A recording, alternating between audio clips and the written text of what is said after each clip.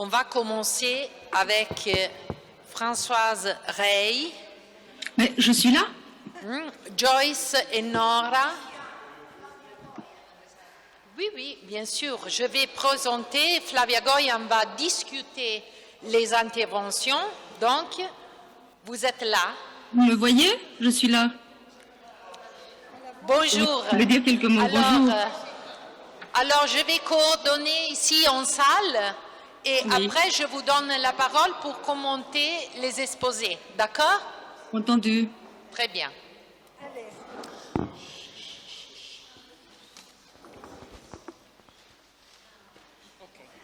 Je vais essayer comme ça. Oui. Hein?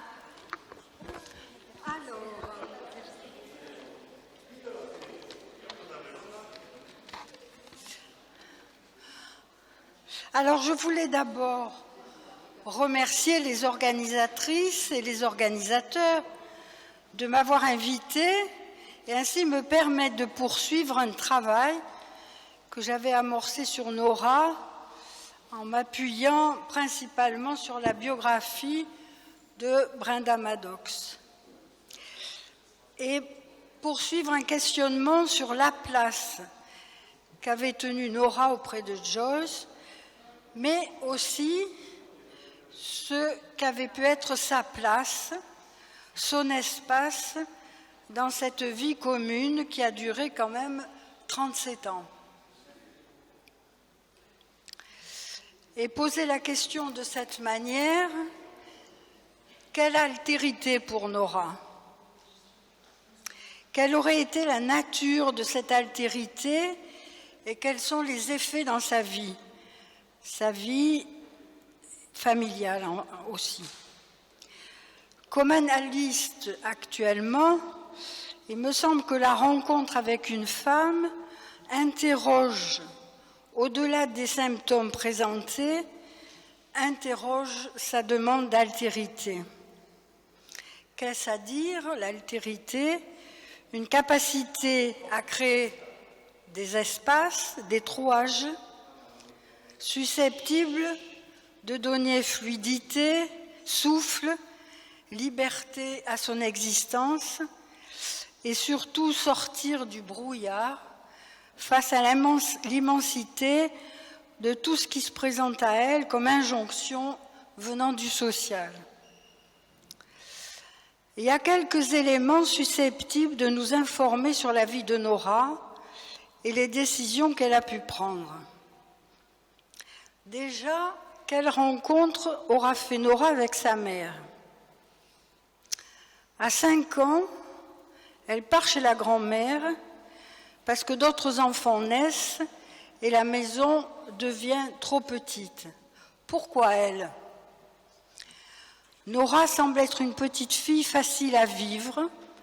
C'est une certaine docilité de sa part qui aurait présidé au choix de la grand-mère. Malgré la vie agréable dont elle aurait bénéficié chez la grand-mère, cette décision l'aura laissée dans un ressentiment tenace vis-à-vis de sa mère. Peu de choses sur son père, en tout cas moi je n'ai pas beaucoup trouvé de choses. Lui-même avait été mis à la porte du foyer par la mère pour excès de boisson. Quant à Nora, elle semble le maintenir en grande estime. Voilà le premier exil de Nora. Avec cet épisode majeur de son enfance, il y a aussi celui de ses 19 ans. À la mort de sa grand-mère, elle avait été hébergée par un oncle maternel, parce que Nora avait une réputation de rebelle et d'aguicheuse. Oncle maternel qui tente de se charger de son éducation. Un soir, il la grippe, là-bas, alors que sa mère qui est là quitte la pièce. 8 jours plus tard, Nora quitte Galway, sa ville d'origine, pour Dublin. Elle a trouvé une place de femme de chambre. Elle quitte Galway sans dire au revoir à sa mère. De la même manière, lorsqu'elle prend le bateau le 8 octobre 1904 pour son nouvel exil, elle n'a pas prévenu sa mère ni les patrons de la pension de famille où elle était employée.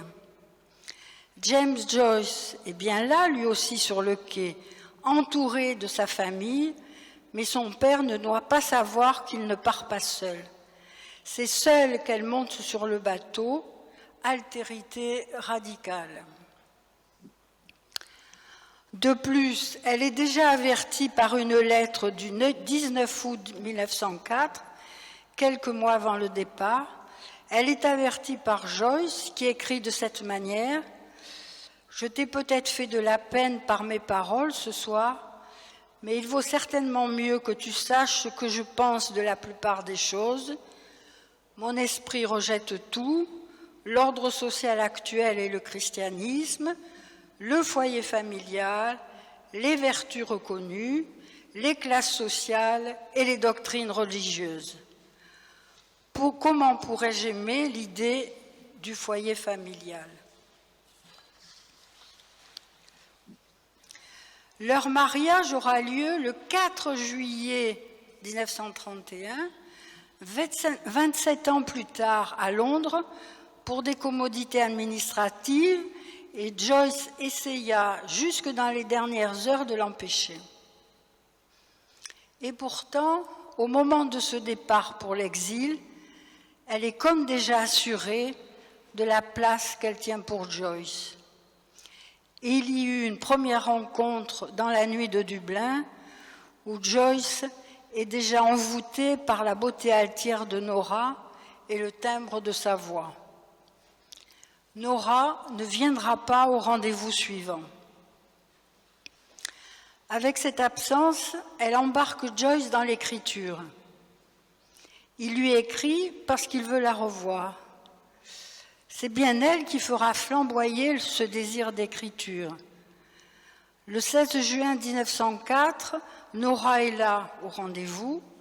Elle embarque Joyce dans une jouissance déterminante que son biographe Richard Hellman formulera de cette manière à propos de ce rendez-vous. C'est le jour où il entra en relation avec le monde qui l'entourait et laissa derrière lui la solitude qui l'accablait le plus après la mort de sa mère. Joyce le dit à sa manière, « Tu sembles me transformer en animal. Ce n'est pas moi qui t'ai touché le premier, il y a longtemps à Ringsend. C'est toi qui as glissé ta main lentement à l'intérieur de mon pantalon. »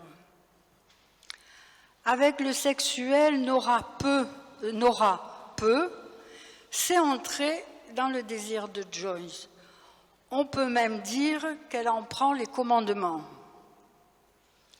Au décours de sa correspondance érotique, Joyce écrit à propos d'une lettre de Nora « Ta lettre est pire que la mienne ». C'est comme si seul le réel de cette rencontre avait fait révélation. À partir de ce jour, le 16 juin 1904, Nora et Joyce ne se sépareront presque plus. On le sait, une seule séparation a déclenché un délire de jalousie de la part de Joyce. C'est une rencontre qui leur a permis d'opérer un franchissement. Chacun à leur manière, ils ont tourné le dos à leur famille. Ils se sont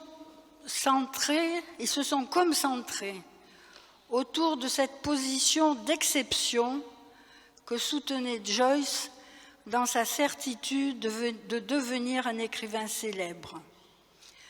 Tout ceci alimenté par une alliance entre eux, c'est elle qui parle ou qui chante, c'est lui qui écrit.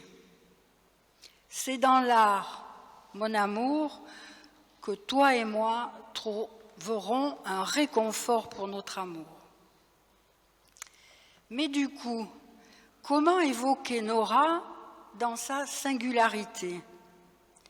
Ou plutôt, quelle altérité lui a été possible ?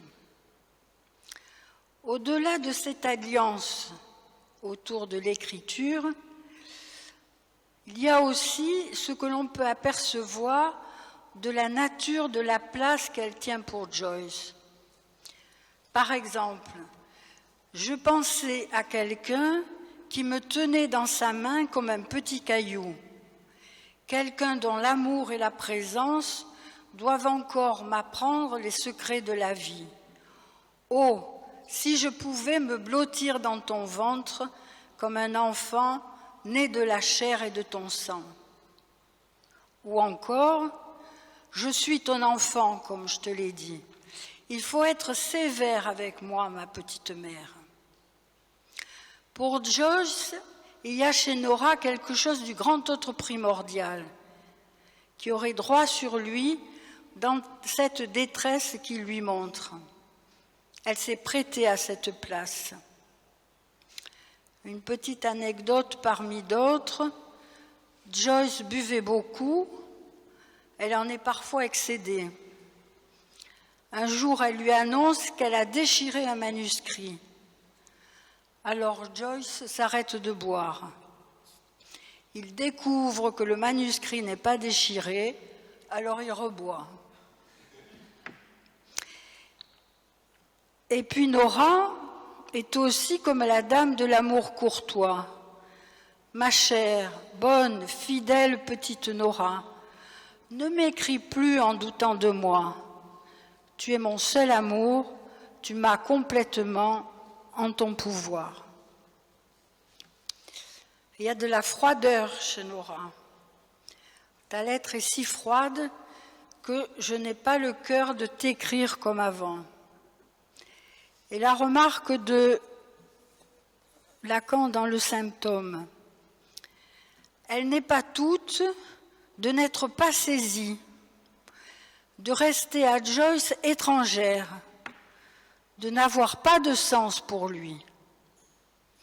Et Lacan d'ajouter « Une femme a-t-elle jamais un sens pour l'homme ?» De son côté, Nora a-t-elle pu construire sa part à elle de pas toute et trouer ce qui s'exerçait comme désir de l'autre à son encontre? Peut-être dans sa manière de s'extraire. Elle ne répond pas toujours à ses lettres, ne veut pas lire en public les livres de Joyce, surtout Ulysse, qu'elle trouve trop obscène, elle le dit.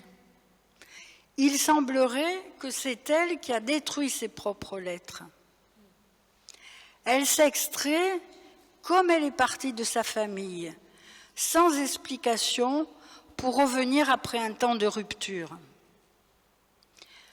Peu de témoignages qui indiquent de sa part une quelconque plainte. Elle tranche, elle rompt, mais fait face. Et à cette remarque de son petit-fils, Nora était très forte. Elle était un roc. Je crois pouvoir dire que sans elle, il n'aurait rien fait, n'aurait écrit aucun de ses livres. Et puis, un mot de sa mère, je pense que tu ne te ronges jamais. C'est pourquoi tu as toujours l'air si jeune. À propos de cette alliance autour de l'écriture, Joyce va écrire jusqu'à l'illisible. Elle participe de ce façonnage du réel. Pour elle, Finnegan's Wake est le livre le plus beau de Joyce. C'est le réel de la lettre qui doit flamboyer jusqu'à l'incandescence. Mais c'est dans une déconstruction de tout ce qu'elle lui raconte des traditions irlandaises, déconstruction de l'ordre établi, de la loi, des formes traditionnelles de la vie. Alors, ça se discute, mais enfin bon. Il tente d'annuler quelque chose du symbolique. Voilà qui va imprégner fortement leur vie. Quand on écrit, on peut toucher au réel, mais non pas au vrai. C'est de Lacan dans le symptôme. Par exemple, la dette. Joyce a estimé, au nom du futur grand écrivain qu'il allait devenir, que c'était à son entourage de lui trouver de l'argent. Il mettra son frère Stanislas à contribution dans cette entreprise et celui-ci le fera jusqu'au sacrifice de sa propre vie personnelle. Joyce comble de cadeaux Nora, surtout des fourrures et des dessous féminins, avec de l'argent qu'il n'a pas et qu'il doit emprunter. Il dit à Nora, « Donne l'impression que nous avons de l'argent quand je reviendrai. » Nora semble s'être coulée dans cette manière de procéder avec leur entourage. Et les maternités de Nora, dure altérité pour Joyce. Nos enfants, quel que soit mon amour pour eux, ne doivent pas s'interposer entre nous.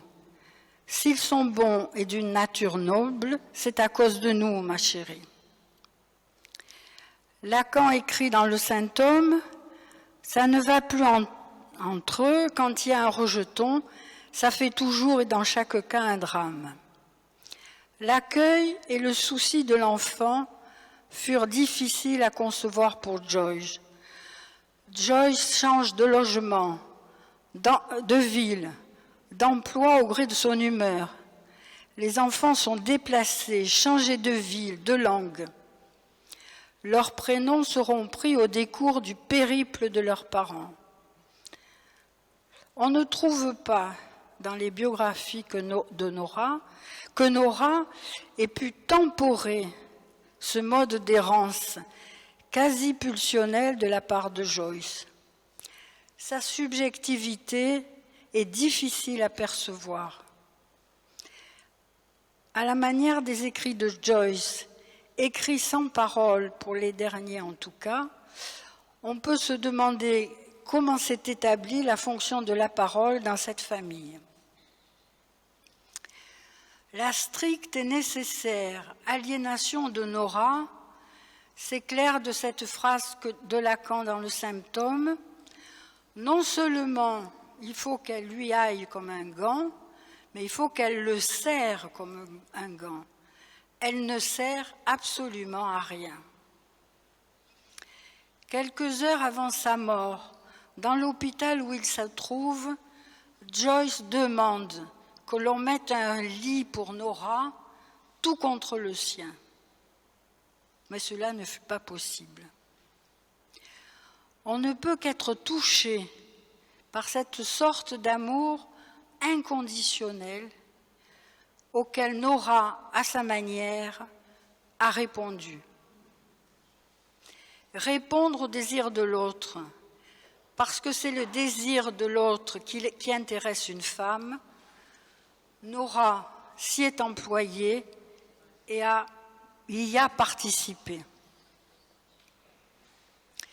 Mais l'audace sexuelle et le projet d'écriture ont aussi donné une dimension autre à cette rencontre, qui se situe à la fin de l'époque victorienne. C'est toujours d'actualité pour nous dans notre écoute. Ce qui a présidé à la rencontre d'un couple peut parfois être capable de soutenir un travail quand ce couple rencontre des difficultés. Nora a bien essayé, entre présence et absence, de circuler dans leur univers pour faire valoir une altérité capable de mettre un peu de phallique. Mais la place d'au moins une qu'a tenue Nora pour Joyce lui laissait-elle tant de latitude? Et puis de son côté, comment a-t-elle fait avec la demande qui s'origine d'abord dans la relation à la mère? Dans notre clinique, le désir de l'autre est toujours à l'œuvre pour une femme. Mais actuellement, il peut être pris comme sidérant lorsqu'il s'agit de la relation à la mère, tantôt intensément protégée ou tout aussi intensément dénoncée. Désir de l'autre sidérant quand il s'agit du social et de la vie professionnelle qui se présente brutal pour nos jeunes femmes. Sidérant ce désir de l'autre qui tend à rendre le sexuel comme traumatique et le désir masculin parfois totalement incompréhensible. Il faut voir comment on nous parle, disait Alain Souchon, il faut voir comment on leur parle. C'est dans ce contexte que le signifiant altérité prend tout son sens et mériterait d'être mis au travail dans nos groupes. L'altérité que les femmes construisent par la parole, dans la cure, et qui leur permet de circuler et de prendre une place inédite dans le social. Altérité comme gage que le phallus est toujours en circulation et qu'il opère. Voilà. Allora, la parola a Flavia Goyan. Merci Flavia Goyan. Merci à vous. Merci Françoise Ray pour votre exposé qui, me semble-t-il, s'inscrit très bien dans la continuité de cette matinée où E grazie per questa vostra esposizione che mi sembra ben situata in continuità con la mattinata. où déjà les exposés effectivement de la matinée avaient fait le lit de notre interrogation de cet après-midi. Nora l'objet ou Nora la femme? Nora objet ou Nora la femme? E dunque questo interrogativo sorto stamattina, Nora oggetto, Nora la donna. Et en faisant entendre notamment l'exposé de Tom Dalzell, mais le vôtre aussi bien, Specie nell'esposizione di Tom Dalzell, ma anche negli altri, nella sua. que lorsque nous interrogeons cette relation à Nora, ce rapport à Nora, ce drôle de rapport à Nora, Questo, diciamo, rapporto a Nora, questo strano rapporto a Nora, fra Joyce e Nora, il s'agit de bien situer effectivement notre propos, c'est-à-dire comment nous intéressons-nous à Nora? Comment nous intéressons-nous à Nora? Okay. In che modo ci interessiamo a Nora? Nous nous intéressons certes à l'être de Nora. Vous avez évoqué quelques éléments de sa biographie, de son parcours, de son histoire, de l'histoire de Nora Barnacle. Cioè, noi non abbiamo lettere di Nora e quindi... Non, je parlais pas des lettres, je disais que nous nous intéressons effectivement à Nora Barnacle avec son autobiographie, disons. Noi ci interessiamo unicamente alla biografia di Nora, mais nous nous intéressons, je pense, encore davantage à Nora avec Lacan. ma noi ci interessiamo innanzitutto a Nora con Lacan, C'est-à-dire en tant qu'elle participe du symptôme dans la structure de Joyce. perché lei partecipa del sintomo di Joyce, Qu'elle vient en supporter quelque chose. Et vous avez commencé à approcher cet enjeu. e voi avete cominciato come dire, ad afferrare, a cogliere questo elemento, questa posta in gioco, C'est-à-dire dans ce qui constitue ce drôle de rapport sexuel, vale a dire che in ciò che costituisce questo strano rapporto sessuale, comment par la place qu'elle occupe d'une part donc dans la structure de Joyce, mais aussi par des éléments qui la prédisposent peut-être aussi de son histoire, elle vient réparer le rattache du nœud. questo non solo per il posto che Joyce le dà, ma anche per qualcosa che riguarda proprio lei e insomma una sua struttura inconscia. cela qu'elle s'y prête, je ne sais pas comment dire en tant qu'elle s'y prête, elle, Nora Barnacle ou pas. Et c'est là où il me semble effectivement d'accentuer le fait qu'il s'agit surtout de considérer sa place dans la structure. Allora, che lei si presti o meno, dobbiamo considerare soprattutto il suo posto nella struttura. Elle participe, disiez-vous, du façonnage du réel de la lettre, dans une déconstruction des valeurs traditionnelles qui est ce à quoi s'emploie Joyce, et plus particulièrement dans Finnegan's Wake, vous l'avez dit. Vous avez dit, elle participe de... Elle participe du façonnage du réel, comme disait Françoise Ray, della fattura reale, du façonnage du réel de la lettre, dans une déconstruction comme celle à laquelle il s'emploie dans Finnegan's Wake. In una decostruzione come quella di Finnegan's Wake. Et disiez-vous, lorsqu'on écrit, on peut toucher au réel, mais pas au vrai. Di toccare al reale? Si può, nel suo scritto diceva che si può toccare il reale ma non il vero. Sì, si può toccare con lo scritto, nello scritto si può toccare al reale ma non al vero. Forse mi devo allontanare un po'. Alors, justement, Lacan se posait à un moment donné la question de comment, si la vérité pouvait être, comment dire, dans le symptôme. Il se posait la question de est-ce que l'artifice, est-ce que le savoir-faire peut venir déjouer ce qui se joue de vérité, peut venir à toucher à la vérité, au vrai. Cioè si chiedeva a Lacan la questione se l'artista di fatto invece non riesca ad arrivare a toccare qualcosa della verità. Il se posait la question si l'artifice, donc l'artefact, pouvait venir toucher au vrai, justement, toucher à la vérité. Toucher a? La vérité. E quindi si poneva questa questione se l'artista, l'arte, non possa arrivare a cogliere questa verità. Alors c'est un petit peu aussi cette question que je me pose en vous écoutant à partir de ce que vous en avez dit. Donc lorsqu'on écrit, on peut toucher au réel, mais pas au vrai. De quelle vérité, est ici en jeu? Quelle vérité est ici en jeu pour Joyce dans son rapport à Nora? Dans son rapport à Nora, en tant que l'écriture est complètement concernée, c'est-à-dire son ego symptôme.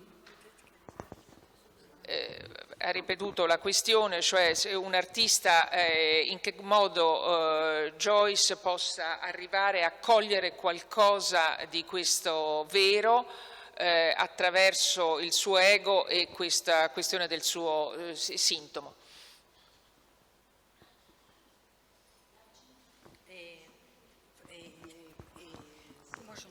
Allora, Françoise va répondre. Alors, Parce que j'ai eu l'impression qu'elle a un peu déplacé la question du réel au vrai, c'est ça? oui, peut-être. Oui. Et Flavia Goyan.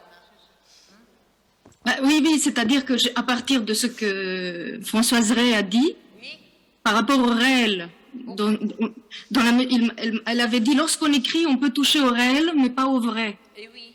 Donc c'est à partir d'effectivement de cette phrase où il me semble que le réel donc vient interroger le rapport qu'il peut avoir à la vérité, au fait de toucher à la vérité, que je convoque cette interrogation de Lacan dans le séminaire Le Symptôme, qui est tout à fait dans le...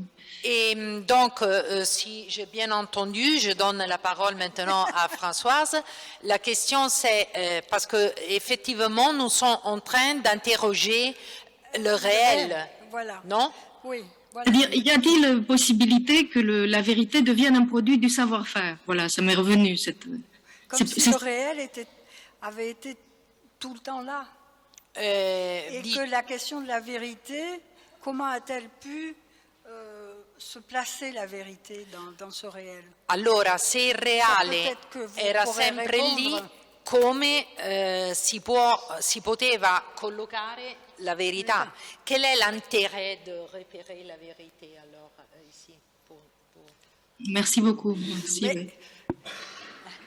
l'intérêt de repérer la vérité, c'est que ça ça peut permettre quand même à un couple de tenir quand même. Allora, l'interesse di reperire in verità, più che un reale, è l'interesse di capire come una coppia può tenere la verità. Oui. Esatto, è questo.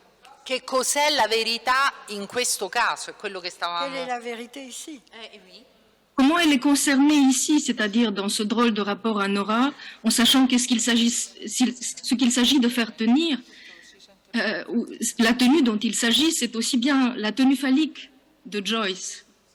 Est-ce que, Flavia, est-ce que vous pouvez répéter un peu plus doucement parce que dans la salle, on a un écho, donc si on peut parler un peu plus doucement.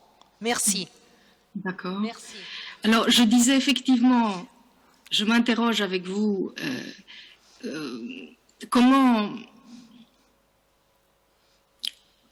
nous intéressons-nous ici à cette vérité qu'il s'agit de toucher dès lors que ce qu'il s'agit de faire tenir, ou que la tenue dont il s'agit, c'est la tenue phallique de Joyce, et que l'écriture intervient en suppléance à cet endroit.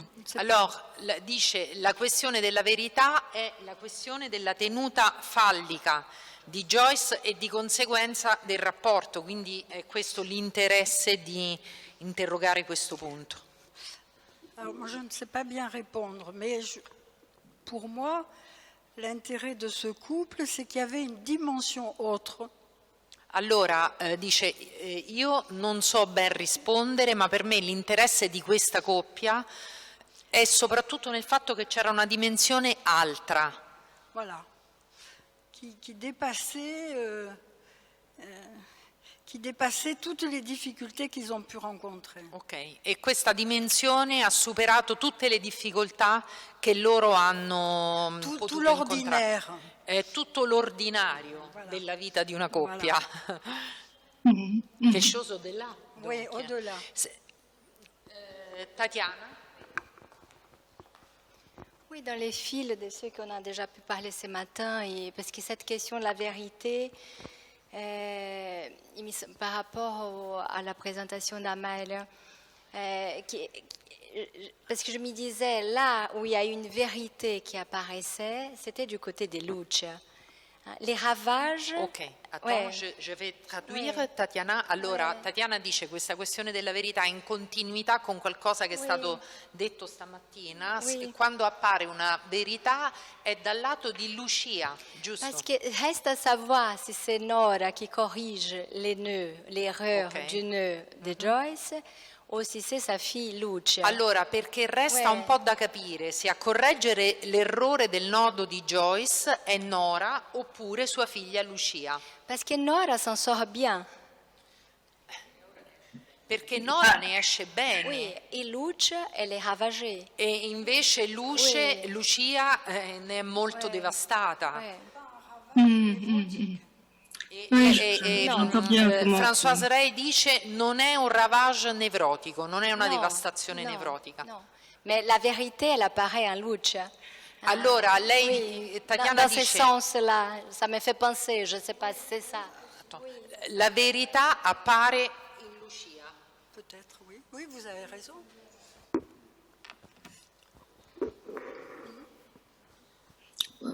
Oui, j'entends bien la façon dont Tatiana entend cette question, effectivement.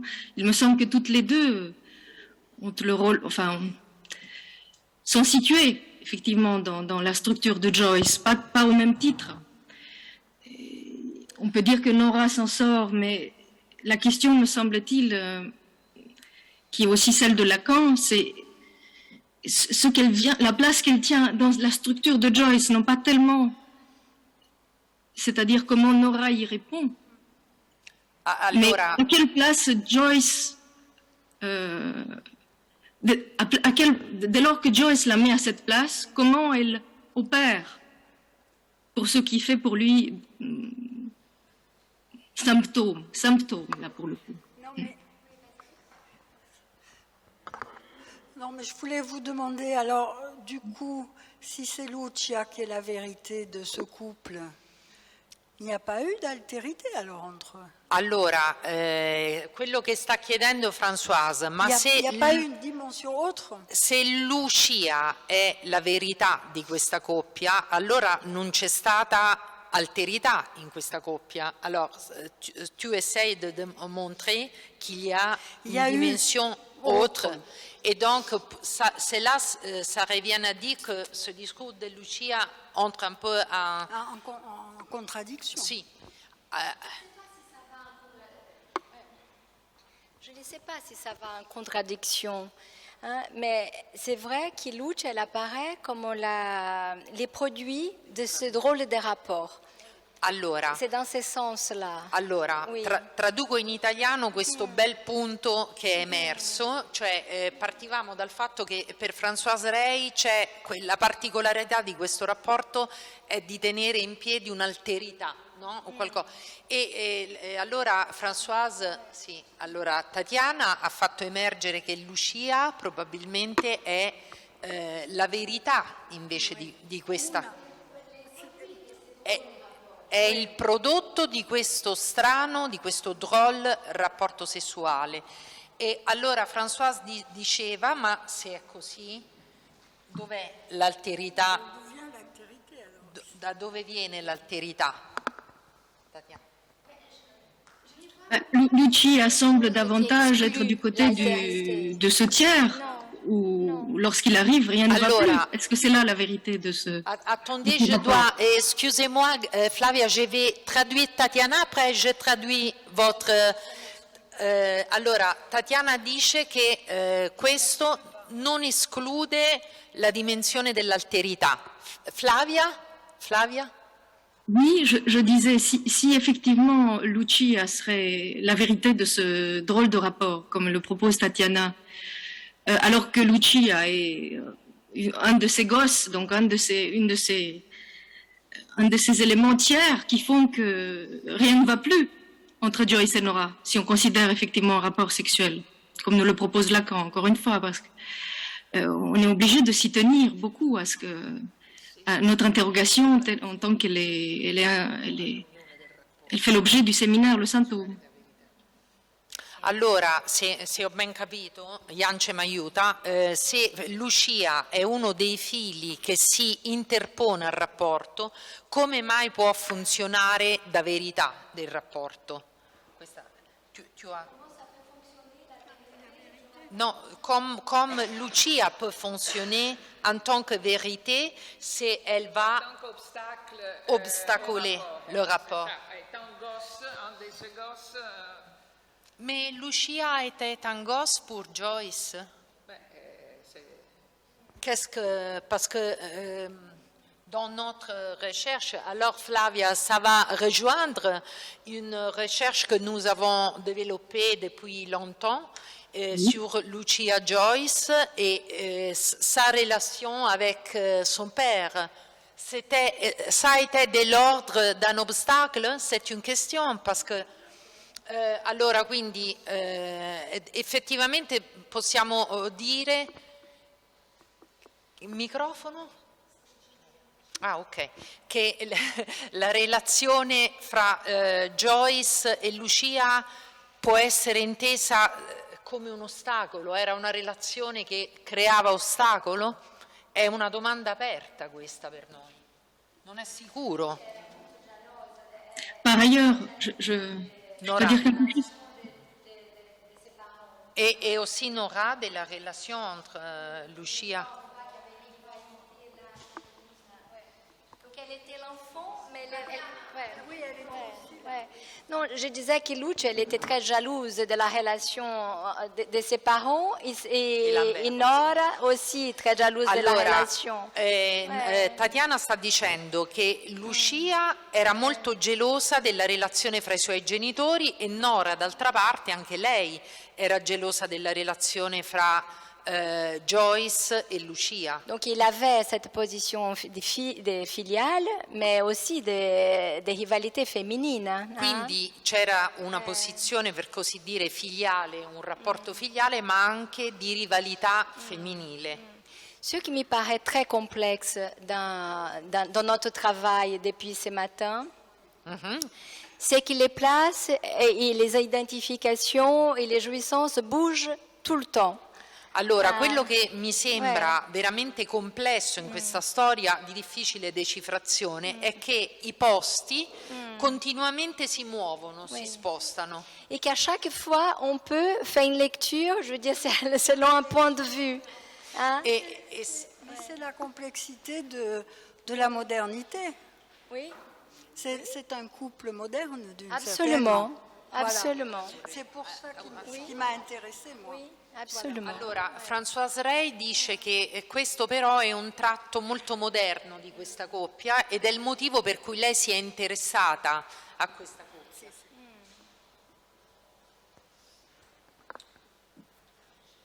Mais peut-être, peut-être que l'on superpose, enfin un peu vite, parce que Françoise posait la question de l'altérité. Et peut-être que on va un peu vite de l'altérité à la vérité. C'est la question de l'altérité, elle va aussi avec la question du rapport, donc elle va plus avec la question du réel qu'avec la question de la vérité. C'est certain, Jean-Luc Achali, tout à fait, je vous remercie. Mais je reprenais cette question de Lacan, en fait, qui interroge s'il y a impossibilité que la vérité devienne un produit du savoir-faire. Comme dans cet art, dans ce façonnage du réel, l'art de Joyce est concerné. Non è facile capire quello che dicono da Zoom. Allora, si j'ai bien entendu, peut-être vous m'aidez à reprendre le fil du discours parce que les voix arrivent très loin, d'accord? Alors, c'est comme si vous avez demandé si le savoir-faire nous aide à retrouver le fil de la vérité, j'ai bien entendu? C'est-à-dire que Lacan interroge si la vérité peut être un produit du savoir-faire. C'est la vérité. Allora, dice... La vérité peut devenir un produit du savoir-faire, ce qui n'est pas effectivement évident à envisager. Maintenant, c'était un fil que j'ai tiré de l'exposé pas de Françoise à propos du façonnage du réel, bien qu'il y ait eu effectivement plein d'autres points qui méritent d'être relevés. Allora, se io ho ben capito, quello che dice è se interrogando questo saper fare risaliamo ad una verità, giusto? Ecco, produce, non lo so, aiutatemi se avete capito, chiedo aiuto. Ok, alors, disons, la question qui reste ouverte, c'est qu'est-ce que c'est la vérité là? Donc, comme on peut... non? Ça n'est pas simple d'attraper ce point. Alors, il me dit que je dois avancer. Donc, grazie a Françoise Rey. Merci beaucoup, Françoise Rey. La parola a Jan.